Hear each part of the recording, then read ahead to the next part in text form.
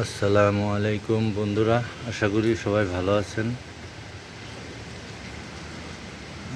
গতকাল রাত থেকে বৃষ্টির কারণে আমার বাগানের কঠিন অবস্থা।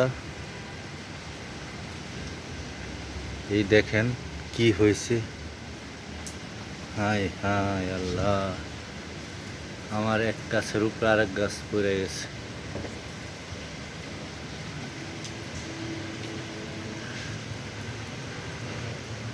আমার নয়নতারা গাছটার উপরে এই ক্রিসমাস গাছটা পড়ে টপটা একেবারে শেষ।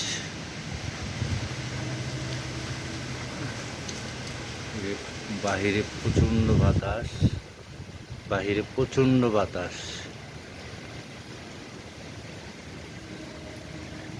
এইদিকে ইনশাল্লাহ কোনো ক্ষতি হয় নাই, এদিকে সব ঠিকই আছে।